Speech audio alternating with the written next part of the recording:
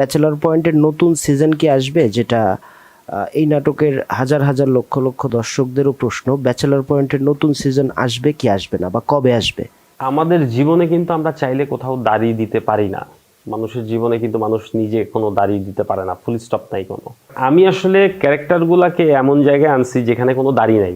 Bachelor point কিন্তু আমি সর্বোচ্চ এপিসোড দিছি সিজন 4-এ। এর আগে কোনো সিজনই এতগুলো এপিসোড ছিল না। তো মানুষের চাহিদার কারণেই কিন্তু আমি এতগুলো এপিসোড দিছি। আর ব্যাচেলার পয়েন্ট আসলে শেষ, এখন স্টপ করে দেওয়ার পর এখনই মানুষ আসলে সিজন 5 চাচ্ছে। প্রথম কথা হচ্ছে আমি আপাতত সিজন 5 নিয়ে ভাবছি না।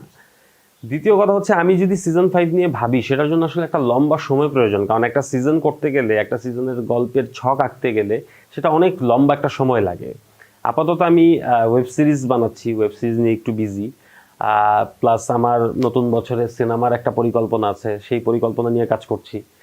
সো কখনো যদি আমার আবার মনে হয় যে আমি ব্যাচেলার পয়েন্টের চরিত্রগুলোকে নিয়ে আবার ভাবতে চাই, দর্শকদের জন্য, দর্শকরা যদি ততদিন পর্যন্ত চায় ব্যাচেলার পয়েন্ট, তো আমি যদি মনে করি যে আমার ব্যাচেলার পয়েন্টকে নিয়ে আবার চিন্তা ভাবনা করা উচিত, তখন আমি চিন্তা ভাবনা করে দেখব যে এই চরিত্রগুলার কি হতে পারে, বা এই ঘটনাগুলো থেকে কিভাবে আমরা জট খুলবো।